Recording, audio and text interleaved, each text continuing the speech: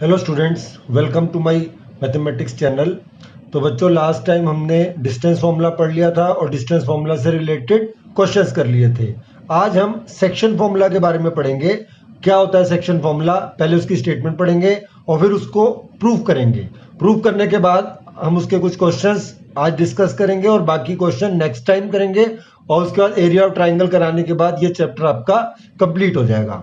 तो बच्चों, section formula क्या कहता है कि the coordinate of the point P x y which divides the line segment joining A, एक पॉइंट ए गिवन है और एक पॉइंट बी गिवन है, जिनके की कोऑर्डिनेट्स आपको x1 y1 और x2 y2 दिए हुए हैं internally in the ratio m:n। देखिए बच्चों, दो तरह की रेशो होती है, एक इंटरनल रेशो होती है और एक एक्सटर्नल रेशो होती है। एक्सटर्नल रेशो में आप 11th में पढ़ेंगे जाके, अभी हम इंटरनल रेशो को पढ़ते हैं। तो देखिए, मैं इसकी आपको डायग्राम बना के दिखाता हूं और फिर हम इसको प्रूव करते हैं। तो स्टेटमेंट आपने अच्छी तरह से देख लिया।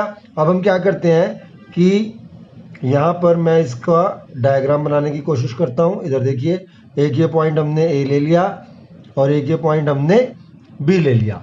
अब आप एज्यूम कर लीजिए कि जो ए पॉइंट है आपका वो है x1 y1। तो ए पॉइंट को हम किससे रिप्रेजेंट करते हैं, x1 y1 से, और बी पॉइंट को हम रिप्रेजेंट करते हैं x2 y2 से। तो बच्चों, अब एक इसको हम ज्वाइन कर लेते हैं ए और बी को, और एक कोई पॉइंट P लेते हैं जो इसके इंटरनल में है, वो कहीं पर भी हो सकता है। और हमें गिवन है कि ये जो रेशो है ये m:n है, यानी जो पॉइंट P है वो AB के ज्वाइन को m:n की रेशो में डिवाइड कर रहा है। तो हमें P के कोऑर्डिनेट्स फाइंड करने हैं। तो देखो, हम इस पॉइंट को xy ले लेते हैं और मैंने आपको बता रखा है अकॉर्डिंग टू सेक्शन फॉर्मूला जो आपका आंसर आएगा वही आएगा। x की वैल्यू आएगी mx2 plus nx1 upon m plus n, और जो y की वैल्यू आएगी वो आएगी my2 plus ny1 upon m plus n। तो देखो, अब हम इसे कैसे प्रूव कर रहे हैं, आपको पहले से ही मैंने बता रखा है कि ये जो पॉइंट x1 y1 है इसका क्या मीनिंग होता है। इसका मीनिंग होता है कि आपका ये डिस्टेंस x1 है, और सिमिलरली जैसे फॉर एग्जांपल मैं इस पॉइंट को अगर L ले लेता हूं और ये पॉइंट O ले लिया, तो OL की वैल्यू क्या है x1 और AL की वैल्यू क्या है y1। सिमिलरली हम यहां से भी एक परपेंडिकुलर ड्रॉ कर लेते हैं और एक परपेंडिकुलर हम P पॉइंट से ड्रॉ कर लेते हैं। तो देखो बच्चों, हमने ये तीन परपेंडिकुलर ड्रॉ कर लिए। इसको हम N ले लेते हैं, इसको हम M ले लेते हैं। अगर B पॉइंट के कोऑर्डिनेट्स x2 y2 है तो इसका क्या मीनिंग हो गया, इसका मीनिंग हो गया कि O से M तक का जो डिस्टेंस है वो x2 है और B से जो M तक का डिस्टेंस है वो y2 है। सिमिलरली अगर P पॉइंट xy है तो इसका मीनिंग क्या हो गया कि O से लेकर N तक का डिस्टेंस, देखो मैं इसको दूसरे पेन से मार्क कर देता हूं ताकि आपको क्लियर नजर आ जाए। O से N तक का जो डिस्टेंस है वो आपका x है, और सिमिलरली P से N तक का जो डिस्टेंस है आपका वो y है, P से N तक का। अब हम क्या करते हैं कि यहां से, ध्यान से देखना बच्चों, यहां से हम एक परपेंडिकुलर लाइन ड्रॉ कर रहे हैं ऐसे, और हम एज्यूम कर लेते हैं कि ये पॉइंट S है आपका और ये पॉइंट आपका R है। तो देखिए, हमने क्या करना है, अगर आपने सिमिलर ट्राइंगल पढ़ लिया है तो आपको दिख रहा होगा कि ट्राइंगल ARP जो है वो सिमिलर है PSB के। तो triangle ARP is similar to triangle, देखो ARP is similar to triangle PSB। और आपको पता है कि when triangles are similar then their sides are proportional. तो मैं क्या करता हूं, इनकी साइड्स की रेशो लेता हूं। तो देखो बच्चों, अगर वैसे आपने इसको सिमिलर प्रूव करना है तो मैं आपको बता देता हूं कि ये सिमिलर प्रूव कैसे हो रही है। आपने सिमिलरिटी ऑफ ट्राइंगल्स में पढ़ा होगा कि जब दो ट्राइंगल्स के दो एंगल्स इक्वल होते हैं तो वो सिमिलर हो जाती हैं। तो देखो, ये वाला एंगल आपका वर्टिकली अपोजिट है और एक ये वाला एंगल आपका 90 डिग्री है। तो when triangles are similar then sides are proportional, ये आपको पता है। और देखो कैसे रेशो लेनी होती है, जैसे आप ऐसे लेंगे AR, अगर आप यहाँ AR ले रहे हैं तो उसके डिवाइड में जो पहले दो नंबर हैं, जो पहले दो अल्फाबेट्स हैं वही लेने हैं आपको। तो AR divided by PS, it should be equal to RP divided by SB and it should be equal to AP divided by PB। ये आप देख चुके हैं कि सिमिलरिटी में किस तरह से किया जाता है।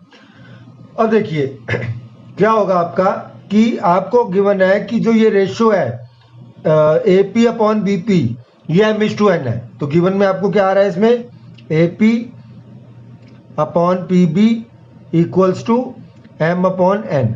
तो देखो बच्चों यहाँ AP और BP की जगह तो m/n आ जाएगा। आपको AR की वैल्यू कैलकुलेट करनी है। तो देखो AR की वैल्यू आप कैसे कैलकुलेट करेंगे, डायग्राम पे ध्यान दीजिए। AR आपका ये डिस्टेंस है, तो मैं यहाँ आपको पहले AR कैलकुलेट करके दिखा देता हूँ। AR की जो वैल्यू आएगी वो बच्चों आ जाएगी ln के इक्वल, ध्यान से देखो। और ln जो है आपका ON minus OL, ON minus OL। और देखो बच्चों ON क्या था x और OL क्या था x1, तो इसका मतलब ये वैल्यू आ जाएगी x माइनस x1। तो इतना आपको समझ में आ गया होगा अच्छी तरह से। अब देखो हमने AR निकाल लिया, अब हम PS निकाल लेते हैं। तो देखो बच्चों PS क्या आपका PS ये है, ये किसके इक्वल होगा NM के इक्वल। और NM की वैल्यू क्या होगी, देखो बच्चों ये NM है तो ये हो जाएगी OM minus ON, OM minus ON। OM क्या था x2 और वो था आपका x। तो ये देखो हमने PS निकाल दिया। अब हम RP देखते हैं। तो देखो बच्चों यहां से लेकर यहां तक RP है, तो मैं यहां कैलकुलेट कर देता हूं RP की वैल्यू। RP की वैल्यू हो जाएगी, आप ध्यान से देखिए, ये है RP हो जाएगा NP माइनस NR। तो ये हो जाएगा NP माइनस NR। तो इसका मतलब ये हो जाएगा, देखिए NP क्या है, NP ये है Y और NR है आपका Y1, क्योंकि NR की वैल्यू AN के इक्वल है इसीलिए ये हो गया Y1। सिमिलरली अब हम यहाँ से RP हमने कैलकुलेट कर लिया, अब हम BS कैलकुलेट कर लेते हैं। तो BS की जो वैल्यू आ जाएगी, BS की वैल्यू बच्चों आ जाएगी दिस माइनस दिस, यानी ये हो जाएगा Y2 माइनस Y। तो देखो मैंने सारी साइड्स की वैल्यू कैलकुलेट कर ली है। जो हमने ट्राइंगल्स की साइड की रेशियो ली है जो इक्वल है due to the similarity of the two triangles. अब मैं ये सारी वैल्यूज यहाँ पे पुट करने वाला हूँ। तो ध्यान देना बच्चों, बिल्कुल बहुत इंपॉर्टेंट चीज है ये। AR क्या कैलकुलेट किया हमने, x minus x1 upon PS क्या कैलकुलेट किया है, x2 माइनस x1।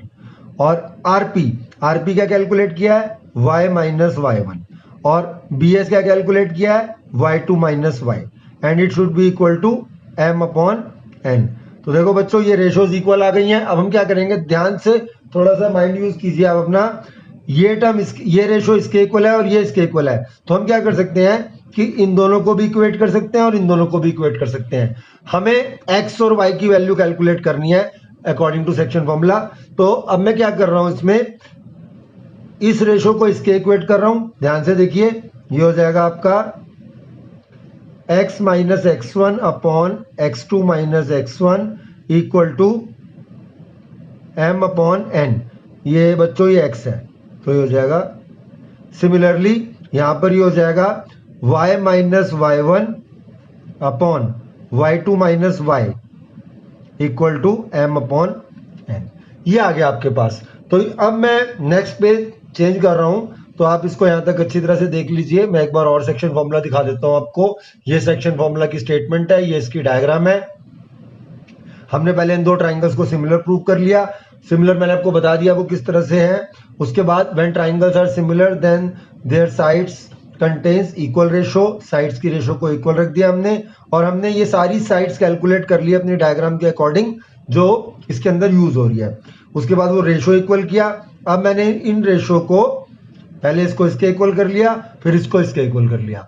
अब मैं इन दो इक्वेशन को, कौन कौन सी दो इक्वेशन, ये देखो, ये इसको मैं नंबर 1 ले लेता हूं, इसको मैं नंबर 2 ले लेता हूं। और इन दो इक्वेशन को हम बारी बारी से सॉल्व करेंगे और x और y की वैल्यू कैलकुलेट करेंगे। तो देखिए मैं पेज चेंज कर रहा हूं और इसके बाद हम इसको आगे प्रोसीड करते हैं। तो देखो बच्चों ये पीछे रेशियो थी x minus x1 upon x2 minus x equals m/n। मैं इसे क्रॉस मल्टीप्लाई कर रहा हूं, तो देखिए ये आ जाएगा nx minus nx1 equals mx2 minus mx। अब हम x की टर्म्स एक साइड कर लेते हैं, बाकी टर्म्स को दूसरी तरफ ले लेते हैं। तो ये आपके पास आ जाएगा nx प्लस mx, देखिए mx को मैं इधर ले आया, is equal to mx2 plus nx1। तो ये आपके पास आ जाएगा x common, m plus n equal to mx2 plus nx1, तो बच्चों x की वैल्यू आ जाएगी my2 mx2 plus nx1 upon m plus n। इसी तरह से जो आपकी दूसरी रेशो थी वो क्या थी, वो आपकी रेशो थी, मैं लिख देता हूं, y minus y1 upon y2 minus y equals m by n। तो जब आप इसको सॉल्व करेंगे तो यहां भी यही वैल्यू आ जाएगी y की my2 plus ny1 upon m plus n। इसके बाद हम आगे मिड पॉइंट फॉर्मूला सॉल्व कर लेते हैं। मिड पॉइंट का पहले मीनिंग समझ लीजिए क्या होता है।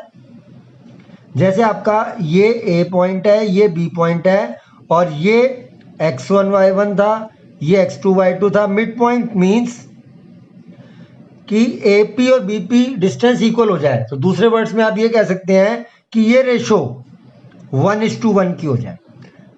ठीक है बच्चों, अगर ये P का मिड पॉइंट होगा तो ये रेशो 1:1 की हो जाएगी। इसको भी मैं आपको एक एग्जांपल से समझा देता हूं। फॉर एग्जांपल, ये आपका एक AB लाइन सेगमेंट है और इसकी लेंथ एज्यूम कर लो 8 सेंटीमीटर है। अगर P मिड पॉइंट होगा तो ये डिस्टेंस कितना होगा 4 सेंटीमीटर और ये डिस्टेंस भी कितना होगा 4 सेंटीमीटर। तो जब आप AP अपॉन BP कैलकुलेट करेंगे तो वो 1:1 आएगा। 1:1 का मतलब क्या हो जाएगा कि M की वैल्यू भी 1 हो गई और N की वैल्यू भी 1 हो गई। तो देखो यहीं से मैं मिड पॉइंट फॉर्मूला आपको प्रूव करके दिखा रहा हूं कि अगर P पॉइंट मिड पॉइंट हो जाए AB का तो उस केस में हम कैसे वैल्यू कैलकुलेट करेंगे x और y की। तो देखो बच्चों, x की वैल्यू क्या आ जाएगी, मैं m की जगह भी 1 ले रहा हूँ, n की जगह भी 1 ले रहा हूँ। तो 1 into x2 plus 1 into x1 upon 1 plus 1, that is x2 plus x1 divided by 2। Similarly अगर आप y की वैल्यू कैलकुलेट करेंगे तो वो भी यही आएगी आपकी 1 into y2 plus 1 into y1 divided by 1 plus 1, that is y2 plus y1 by 2। तो सीधा सा रूल याद रखो कि जब भी आपको मिड पॉइंट कैलकुलेट करना हो तो आपने क्या करना है, एब्सिसास को, अगर x की वैल्यू कैलकुलेट करनी है तो एब्सिसास को प्लस करके 2 से डिवाइड करना है, और अगर ऑर्डिनेट की वैल्यू कैलकुलेट करनी है तो ऑर्डिनेट को ऐड करके 2 से डिवाइड करना है। सिंपल सा रूल होता है आपका मिड पॉइंट फॉर्मूला का। इसके बाद हम कुछ क्वेश्चन स्टार्ट कर रहे हैं और उससे पहले मैं आपको एक फॉर्मूला और बताना चाहूंगा जिसे कहते हैं centroid of A triangle. Centroid होता क्या है, सेंट्रॉइड वो पॉइंट होता है जहां पर मीडियंस इंटरसेक्ट करती हैं। तो अब मैं आपको एक डायग्राम से पहले सेंट्रॉइड समझा देता हूं और उसका फॉर्मूला आपको बता देता हूं, फिर हम क्वेश्चन स्टार्ट कर लेते हैं आपके। तो देखो बच्चों, ये है सेंट्रॉइड जो मैंने बना के दिखाया हुआ है आपको। सेंट्रॉइड में क्या होता है, ये रेशो 2:1 होती है। तो हम यहाँ पर सेक्शन फॉर्मूला की एप्लीकेशन भी पढ़ लेते हैं कि किस तरह से सेक्शन फॉर्मूला को लगाना है। इसको रटना नहीं है बिल्कुल भी आपको, मैंने आपको फॉर्मूले का प्रूफ करा दिया है। और अगर आप यहाँ पे सेक्शन फॉर्मूला लगाना चाहते हैं तो आप ये वाला पॉइंट कैलकुलेट कर सकते हैं by the help of section formula. क्योंकि सेक्शन फॉर्मूला क्या है, एक्चुअली इसमें क्या है, अगर मैं O को सेंट्रॉइड एज्यूम कर लूं तो ये 2:1 की रेशो होती है। यानी जो पॉइंट O है वो AD के ज्वाइन को 2:1 की रेशो में डिवाइड करता है। तो बच्चों O पॉइंट कैलकुलेट कब कर सकते हैं, जब हमें D पॉइंट पता हो, और D पॉइंट BC का मिड पॉइंट है। और मैं आपको मिड पॉइंट फॉर्मूला समझा चुका हूं। मिड पॉइंट अगर आपको D कैलकुलेट करना है तो आपको कुछ नहीं करना, एब्सिसस को ऐड करके 2 से डिवाइड करना है और ऑर्डिनेट्स को ऐड करके 2 से डिवाइड करना है। दिस मीन्स जो कोऑर्डिनेट्स ऑफ D आ जाएंगे आपके, कोऑर्डिनेट्स ऑफ D, ध्यान से देखो, वो आ जाएंगे x2 प्लस x3 बाई 2 और y2 प्लस y3 बाई 2। ये हमने D के कोऑर्डिनेट्स कैलकुलेट कर लिए। अब जो पॉइंट O है वो AD के ज्वाइन को 2:1 की रेशो में डिवाइड कर रहा है। तो आप इजीली सेक्शन फॉर्मूला से क्वेश्चन को सॉल्व कर सकते हैं। तो हम क्या करेंगे इसमें, देखिए ये वाला पॉइंट आपको पता लग चुका है, ये है x2 प्लस x3 बाई 2 और y2 प्लस y3 बाई 2। आपको सेक्शन फॉर्मूला लगाते समय क्या करना है, जो इधर वाली रेशो है उसको इधर के कोऑर्डिनेट से मल्टीप्लाई करना होता है, और जो ये वाली रेशो है उसको दूसरे साइड के कोऑर्डिनेट से मल्टीप्लाई करना होता है। दिस मीन्स अगर मैं लेट कर लूं कि let the coordinates of centroid be, let the coordinates of centroid be, coordinates of centroid be x y अगर हमने एज्यूम कर लिया तो बच्चों जब x की वैल्यू कैलकुलेट करूंगा सेक्शन फॉर्मूला के अकॉर्डिंग, तो यहाँ वाला जो रेशो है वो इधर वाले x कोऑर्डिनेट से मल्टीप्लाई होगी, और जो यहाँ वाली ये रेशो है ये दूसरी साइड के x कोऑर्डिनेट से मल्टीप्लाई होगी। तो दिस मीन्स x की वैल्यू क्या आ जाएगी, ध्यान से देखिए, 2 इंटू जो भी d का एब्सिसा है, और d का एब्सिसा क्या है, x2 प्लस x3 बाई 2, तो हो जाएगा 2 into x2 plus x3 by 2 plus 1 into x1, और divided by m plus n होता है, तो 2 प्लस 1। अब देखिए 2 से 2 कैंसिल, तो ये आ जाएगा x1 plus x2 plus x3 bye 3। तो देखो बच्चों ये कैलकुलेट हो गया सेंट्रॉइड का x कोऑर्डिनेट। सिमिलरली अगर आपको y कैलकुलेट करना है तो हो जाएगा 2 into y2 plus y3 divided by 2 plus 1 into y1 divided by 2 plus 1, 2 से 2 कैंसिल, तो ये आ जाएगा y1 plus y2 plus y3 divided by 3। तो इस तरह से हमने सेंट्रॉइड का फॉर्मूला भी डिराइव कर लिया। मैं बिना डेरिवेशन के कोई भी चीज नहीं कराता, और अगर आपको कंसेप्ट क्लियर रखने हैं अपने, तो आपको हर चीज का प्रूफ करना ही होगा, ठीक है। वैसे क्रैमिंग करनी है, 40 50 60 नंबर लेने हैं, तो उसके लिए आप किसी भी वे से पढ़ सकते हैं, कोई प्रॉब्लम नहीं है उसके अंदर। तो अब हम क्वेश्चंस को स्टार्ट कर रहे हैं। तो आज हमने क्या क्या पढ़ लिया, सेक्शन फॉर्मूला का प्रूफ पढ़ लिया, मिड पॉइंट फॉर्मूला डिराइव कर लिया, और यहाँ से सेंट्रॉइड और ट्रायंगल कैलकुलेट कर लिया। अब मैं आपको लेके चल रहा हूँ क्वेश्चंस के ऊपर। कुछ क्वेश्चंस हम इस क्लास में करेंगे और बाकी क्वेश्चन नेक्स्ट क्लास में करेंगे। तो अब रेडी हो जाइए क्वेश्चंस के लिए। तो देखो बच्चों, मैंने फर्स्ट क्वेश्चन लिख दिया है, find the coordinates of the point which divides the join of A and be in the ratio 2:3। आप ये ध्यान रखिए, आपको इंटरनली ही पूछेंगे वो, और ए और बी पॉइंट दिया है। तो मैं आपको यहाँ फिर एक बार बता रहा हूँ कि सेक्शन फॉर्मूला एक्चुअली आपने कैसे अप्लाई करना होता है। फॉर्मूले को क्रैम करने की जरूरत नहीं होती। कई स्टूडेंट एम लिख लेते हैं, एन लिख लेते हैं, x1 लिख लेते हैं, y1 लिख लेते हैं। गलत अप्रोच है, हायर क्लास में जाके बहुत दिक्कत हो जाएगी। तो देखिए मैं यहाँ पर एक पॉइंट ए ले रहा हूँ, एक पॉइंट बी ले रहा हूँ, जो हमें गिवन है। ए के कोऑर्डिनेट्स गिवन है -1,7 और बी के कोऑर्डिनेट्स गिवन है 4,-3। आपको ये पॉइंट हमने पी ले लिया, और ये रेशो गिवन है 2:3।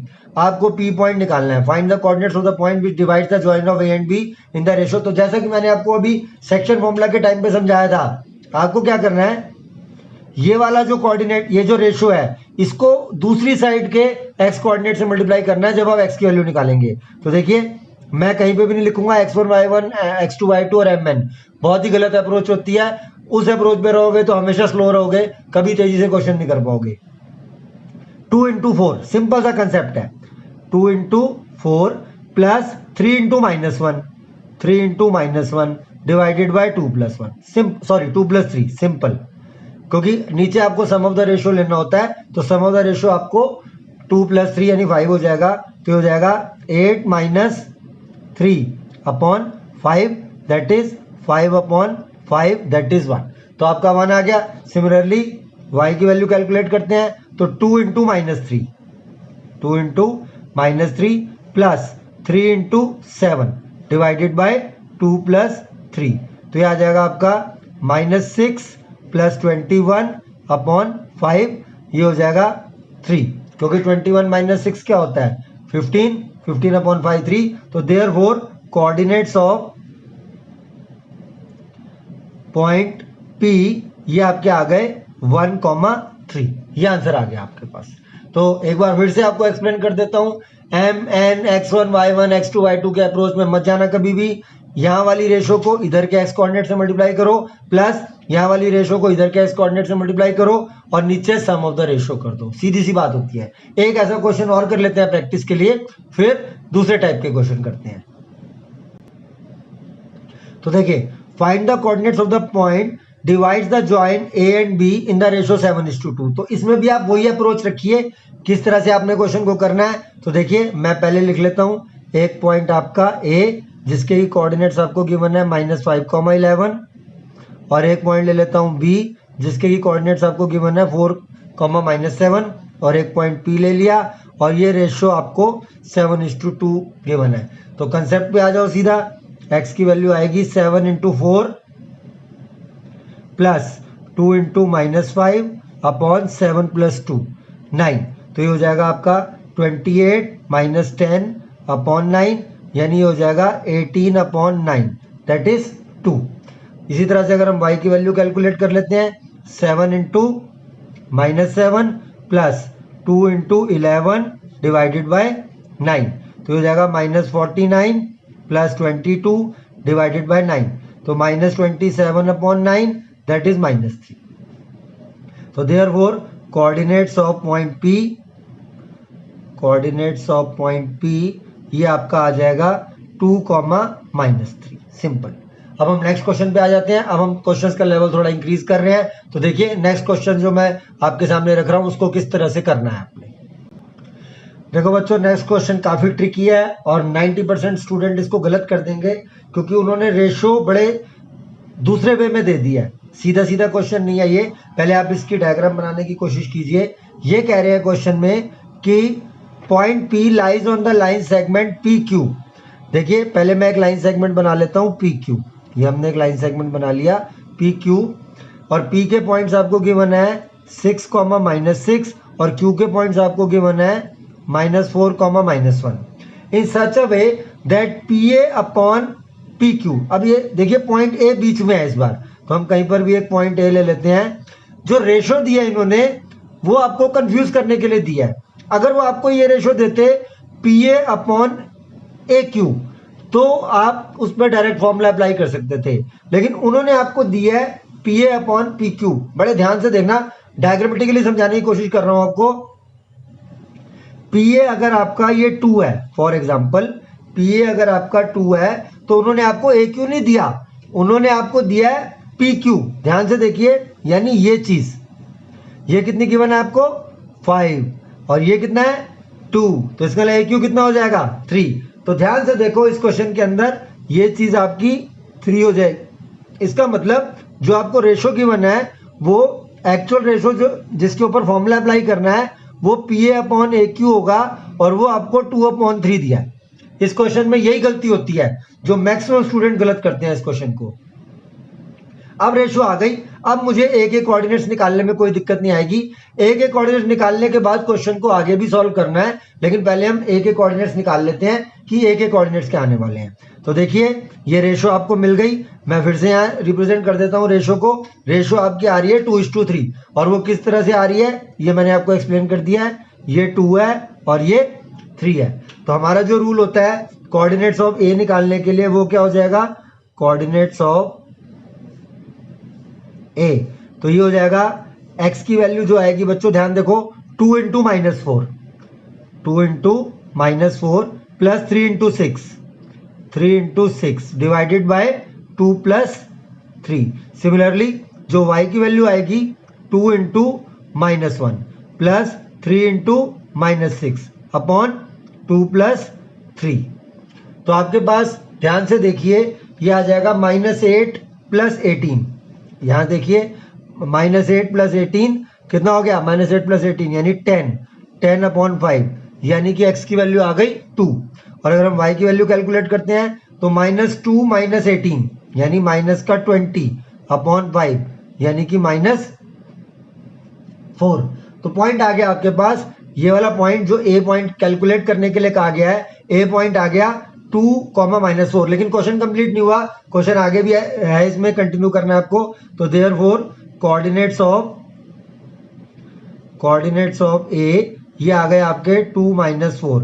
अब उन्होंने क्वेश्चन में आपसे कहा है कि A पॉइंट जो है वो एक लाइन पे लाई कर रहा है. वो मतलब अगर मैं इसमें एक और डायग्राम ऐड करना चाहूं, अब यहाँ जगह नहीं है फिर भी मैं आपको समझाने की कोशिश करता हूं. ये मैंने रेड लाइन से ड्रॉ करी है. ये एक और लाइन है जिसकी इक्वेशन आपको गिवन है. क्या इक्वेशन गिवन है, 3x plus k into y plus 1 equal to 0. जो आपको गिवन है वो है 3x plus k into y plus 1 equal to 0. वो ये लाइन है. मैं इसको CD से रिप्रेजेंट कर देता हूं और जो A पॉइंट है वो CD पे लाई कर रहा है. और मैंने आपको लीनियर इक्वेशन में पढ़ाया था कि अगर कोई भी पॉइंट किसी लाइन पे लाई करता है तो हम उसको उसकी इक्वेशन में पुट कर सकते हैं. तो अब आप क्या करेंगे, जो ये वाला पॉइंट है यहां पुट कर सकते हैं. तो as the point A lies on CD, तो मैं इसको इसमें पुट कर रहा हूं. ध्यान से देखो 3 into 2 plus k into -4 plus 1 equals 0. क्योंकि आपका पॉइंट क्या था 2 -4, तो ये आपके पास हो जाएगा 6 - 3k equals 0. This implies k की वैल्यू आ जाएगी आपकी 2. तो ये आंसर आ गया आपका k इक्वल्स टू 2। बहुत ही अच्छा क्वेश्चन था ये, जो मैंने आपको मुझे लगता है बहुत अच्छे तरीके से समझा दिया है। एक बार और देख लेते हैं कि पॉइंट P जो है, पॉइंट A जो है वो लाई कर रहा है PQ के लाइन सेगमेंट पे सच दैट आपको PA अपॉन PQ दिया है, जबकि आपको गिवन क्या होना चाहिए था, PA अपॉन AQ। तो उसके लिए मैंने आपको समझा दिया कि किस तरह से हमने AQ की वैल्यू निकाल ली, रेशो 2:3 बन गया। उसके बाद हम उसको सॉल्व करने लग गए और उससे हमने XY की वैल्यू निकाल दी। और अब हमें गिवन है कि XY जो है वो एक लाइन के ऊपर गिवन है, तो हमने उसमें वैल्यू लगा दी X और Y की, तो उससे K की वैल्यू सॉल्व हो गई।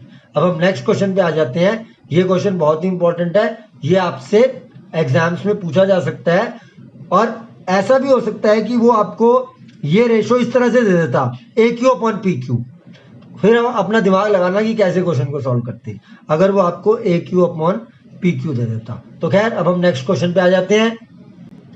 तो देखो बच्चों, ये नेक्स्ट क्वेश्चन है, if the mid point of the line segment, मैं डायग्राम बना के दिखाऊंगा और मैंने आपको मिड पॉइंट फॉर्मूला समझाया था अभी कि मिड पॉइंट फॉर्मूला क्या होता है कि अगर आपको मिड पॉइंट कैलकुलेट करना है तो आप एब्सिसास को प्लस कर दो और 2 से डिवाइड कर दो और ऑर्डिनेट्स को प्लस कर दो, 2 से डिवाइड कर दो।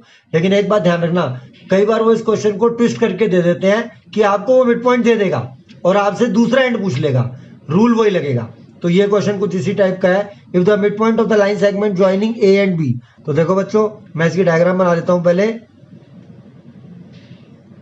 ये A है, ये B है, A पॉइंट दे रखा है 2A,4 और B पॉइंट दे रखा है -2,3B और आपको C जो है वो मिड पॉइंट बताया हुआ है कि if the mid point of the line segment A and B is C। तो हम यहाँ पे बीच में एक C पॉइंट ले लेते हैं और वो C पॉइंट आपको गिवन है 1,2A+1। वो आपसे A और B की वैल्यू फाइंड करने को कह रहा है। तो देखो बच्चों, हमें C, एक तो ये हो सकता था कि वो आपको सिर्फ A और B दे देता और C पूछ लेता, तो हम क्या करते, ऑर्डिनेट्स को ऐड करके 2 से डिवाइड कर देते और एब्सिसा को ऐड करके 2 से डिवाइड कर देते। यहां पर भी वही करना है, लेकिन आप ये समझो कि हमें मिड पॉइंट भी दिया हुआ है साथ साथ, वो हमसे अननोन की वैल्यू फाइंड कर रहा है। तो मैं एक काम करता हूं आपको समझाने के लिए, पहले मैं मिड पॉइंट ऑफ AB निकाल लेता हूं। तो mid point of AB, mid point of AB क्या हो जाएगा, आपने क्या करना है, एब्सिसास को ऐड करके 2 से डिवाइड करना है, यानी 2A - 2 डिवाइडेड बाय 2। एब्सिसास को ऐड कर लिया, 2 से डिवाइड कर दिया और हम ऑर्डिनेट वाला कैलकुलेट कर रहे हैं कॉमा लगा के, वो हो जाएगा 4 + 3B/2। तो ये आपने मिड पॉइंट कैलकुलेट कर लिया, किसका, AB पॉइंट का, यानी आपने C पॉइंट कैलकुलेट कर लिया। लेकिन C पॉइंट तो आपको गिवन है, तो अगर C पॉइंट आपको गिवन है तो मैं क्या करूंगा कि ये वाला पॉइंट C है बट C वाला पॉइंट हमें भी गिवन है, तो मैं X कोऑर्डिनेट को X कोऑर्डिनेट के इक्वल कर दूंगा और Y कोऑर्डिनेट को Y कोऑर्डिनेट के इक्वल करूंगा। As the mid point of AB is 1,2A+1, तो हम क्या करेंगे, इनके कॉरस्पॉन्डिंग X और Y कोऑर्डिनेट्स को इक्वेट कर देंगे। This means 2A - 2/2 equal to 1 and 4A + 3B/2 equal to 2A+1। Sorry, ये A नहीं है, 4 + 3B/2 इक्वल्स टू 2A+1। यहां से देखो 2A - 2 इक्वल्स 2, 2A - 2 इक्वल्स 2, तो 2A इक्वल्स 4, ये 2 उधर जाके प्लस हो गया, तो बच्चों A की वैल्यू आ गई 2। अब हमें B कैलकुलेट करना है, तो देखो ये वाला A मैं पहले यहाँ पुट कर लेता हूँ, तो क्या हो जाएगा, ये 4 + 3B/2 इक्वल्स, ये 2 यहाँ पुट करो, 2 2 = 4, 4 + 1 5। अब 2 को क्रॉस मल्टीप्लाई कर दो, तो 4 + 3B इक्वल्स 10, तो 3B इक्वल्स 10 - 4 6, तो यहाँ पे B की वैल्यू आ जाएगी आपकी 2। तो इसका मतलब A और B दोनों की वैल्यू 2 आ गई। तो देखो बहुत ही अच्छा क्वेश्चन था, आपको मिड पॉइंट गिवन था A और B का, हमने A और B का मिड पॉइंट कैलकुलेट किया और इक्वेट कर दिया। सिंपली ऐसे समझ लो, मान लो कभी आपको एरिया ऑफ ट्राइंगल गिवन हो तो आप क्या करोगे, एरिया ऑफ ट्राइंगल, जैसे ऐसा हो जाता है ना कि एरिया ऑफ ट्राइंगल आपको निकाल के दे दिया और उधर से बेस दे दिया और हाइट पूछ ली, तो आप क्या करते हो, बेस की जगह बेस पुट कर देते हो, एरिया ऑफ ट्राइंगल की जगह एरिया ऑफ ट्राइंगल पुट कर देते हो। यहाँ पे मैंने सेम वही कंसेप्ट लगाया, क्योंकि मुझे मिड पॉइंट दे दिया था तो मैंने मिड पॉइंट कैलकुलेट करके इक्वेट कर दिया। इसके बाद हम सेंट्रॉइड वाला क्वेश्चन देख लेते हैं ट्राइंगल का, फिर उसके बाद बाकी क्वेश्चन हम नेक्स्ट क्लास में करेंगे। तो देखिए नेक्स्ट क्वेश्चन है, find the centroid of the triangle ABC whose vertices are this this and this. तो मैंने आपको सेंट्रोइड का फॉर्मूला डिराइव करके दिखाया है और उसके लिए मैंने क्या बताया था आपको, एब्सिसस को ऐड करके 3 से डिवाइड कर दो और ऑर्डिनेट्स को ऐड करके 3 से डिवाइड कर दो। तो एक बार मैं इसको डायग्राम पे आपको बना के दिखा देता हूँ। ये एक ट्राइंगल एबीसी है, आपको ए बी और सी पॉइंट गिवन है। ए पॉइंट क्या है आपका -1, 0। बी पॉइंट है आपका 5, -2 और सी पॉइंट है आपका 8, 2। तो जैसा कि मैंने आपको बताया था कि अगर आपको सेंट्रोइड कैलकुलेट करना हो तो आप एब्सिसस को ऐड करके 3 से डिवाइड कीजिए और ऑर्डिनेट को ऐड करके 3 से डिवाइड कीजिए। तो पहले हम लेट कर लेते हैं, let the coordinates of centroid be, let the coordinates of centroid be x, y। तो क्या बताया था मैंने x की वैल्यू, आप चाहो तो पहले फॉर्मूला लिख दो, x1 + x2 + x3/3 और y = y1 + y2 + y3/3। तो ये आपका x1 y1 है। फॉर एग्जांपल वो कैसे भी ले लो, उससे फर्क नहीं होता। आपने यहाँ x1 y1 ले लिया, इसको आपने x2 y2 ले लिया और इसको आपने x3 y3 ले लिया। तो हमने क्या करना है, एब्सिसस को ऐड करके 3 से डिवाइड। देखिए -1 + 5, अब मैं यहाँ सेंट्रोइड कैलकुलेट कर रहा हूँ, -1 + 5 + 8 डिवाइडेड बाय 3। और सिमिलरली अगर आप y की वैल्यू कैलकुलेट करेंगे तो 0 - 2 + 2 डिवाइडेड बाय 3। तो x आपका आ जाएगा 8 + 5 13, 13 - 1 12, 12 डिवाइडेड बाय 3 और y की वैल्यू आ जाएगी 0। दिस मीन्स x की वैल्यू आ गई 4 और y की वैल्यू आ गई 0। तो देयरफॉर आपका सेंट्रोइड आ जाएगा 4, 0। इसके बाद हम एक क्वेश्चन और देख लेते हैं नेक्स्ट। उसमें क्या होगा कि वो आपको सेंट्रोइड दे देंगे और वो आपसे थर्ड वर्टेक्स पूछ लेंगे। तो क्या होगा, आप जैसे थर्ड वर्टेक्स अगर x3 y3 एज्यूम कर लेंगे तो आपको x और y की वैल्यू गिवन होगी। तो मैं यहाँ पे x की जगह एक सेंट्रोइड पुट कर दूंगा, y की जगह y कोऑर्डिनेट पुट कर दूंगा सेंट्रोइड का और एक इक्वेशन बन जाएगी, उसको सॉल्व कर दूंगा और उससे थर्ड वर्टेक्स कैलकुलेट हो जाएगा। तो एक इस टाइप का क्वेश्चन भी देख लेते हैं। तो देखो बच्चों नेक्स्ट क्वेश्चन, इसमें कह रहे हैं if G is the centroid of the triangle ABC and 2 of its vertices are this and this then find the third vertex. तो इसको भी हम थोड़ा डायग्रामेटिकली समझ लेते हैं। इस क्वेश्चन में कुछ ऐसे गिवन है कि ये पॉइंट A है, ये B है, ये C है। ये एज्यूम कर लो कि थर्ड वर्टेक्स है जो मुझे कैलकुलेट करना है। ये 1 - 6 है और ये पॉइंट -5, 2 है। ये पॉइंट हमें कैलकुलेट करना है। तो हम इसको x3 y3 ले लेते हैं ताकि तुम्हें किसी भी टाइप की कंफ्यूजन ना हो। और वो कह रहा है जी सेंट्रोइड है। तो सेंट्रोइड मैंने आपको बना के दिखाया था जहाँ पे मीडियंस इंटरसेक्ट करती हैं। तो ये आपका जी हो गया पॉइंट और जी पॉइंट आपको गिवन है। क्या गिवन है जी पॉइंट? जी पॉइंट है आपका -2, 1। तो हमें कुछ भी नहीं करना, हमें अपना सेंट्रोइड का फॉर्मूला अप्लाई करना है। x = x1 + x2 + x3 divided by 3 और y = y1 + y2 + y3 divided by 3। तो मैं क्या करने जा रहा हूं, देखिए इस बार मुझे x पता है, कितना है -2 इक्वल्स x1 की जगह 1 प्लस x2 की जगह -5 और x3 मुझे कैलकुलेट करना है अपॉन ये आ गया आपके पास 3। सिमिलरली हम सेकंड इक्वेशन ले लेते हैं। यहाँ पर y की जगह 1 इक्वल्स y1 की जगह -6 + 2 + y3 डिवाइडेड बाय 3। अब आप क्रॉस मल्टीप्लाई कर लीजिए तो ये हो जाएगा -6 इक्वल्स -4 + x3 और अगर मैं ये वाली इक्वेशन सॉल्व करता हूँ तो 3 इक्वल्स -8 + y3। तो यहाँ से x3 की वैल्यू आ जाएगी -6 + 4 यानी कि -2 और यहाँ से y3 की वैल्यू आ जाएगी 8 को आप इधर ले आइए। तो बच्चों ये -6 + 2 -4 होना था जो कि मैंने -8 लिख दिया था। खैर मैंने उसे सही कर दिया है। तो y3 की वैल्यू आ जाएगी 7। तो इसका मतलब जो थर्ड वर्टेक्स है वो क्या आ जाएगा आपका -2, 7। तो इस तरह से क्वेश्चन होते हैं आपके सेंट्रोइड के। नेक्स्ट टाइम हम रेशो फाइंड करेंगे। अब वो हमें कैलकुलेट करने को कहेगा कि फाइंड द पॉइंट या find the ratio in which the given point divides the join of 2 points, इस टाइप के क्वेश्चन। बस उसके बाद आपका एरिया ऑफ ट्राइंगल वैसे कट गया है पर मैं उसकी वीडियो अपलोड कर दूंगा, आपकी मर्जी है आप उसे देखें या ना देखें। बट एक बात ध्यान रखना 11th का नेक्स्ट ईयर कोई सिलेबस नहीं कटेगा, तो उसके बाद फिर जो भी आप यहाँ छोड़ देंगे कोऑर्डिनेट ज्योमेट्री में, वो आपके लिए प्रॉब्लम क्रिएट करेगा 11th के अंदर जाकर। एक बार फिर देख लीजिए, ट्राइंगल का सेंट्रॉइड गिवन था, थर्ड वर्टेक्स पूछा हुआ था, तो मैंने सिंपल फॉर्मूला लगाया और सॉल्व कर दिया। तो बच्चों मैं उम्मीद करता हूँ कि आज आपको सब कुछ मैंने अच्छी तरह से समझा दिया है। अब आप इस चैनल को अपने फ्रेंड्स, अपने रिलेटिव्स या जो भी बच्चा 10th में है या 11th में है उनके साथ शेयर कीजिए, क्योंकि 11th की वीडियोस भी मैं इसमें अपलोड कर रहा हूँ धीरे धीरे। ओके बच्चों, बाय बाय।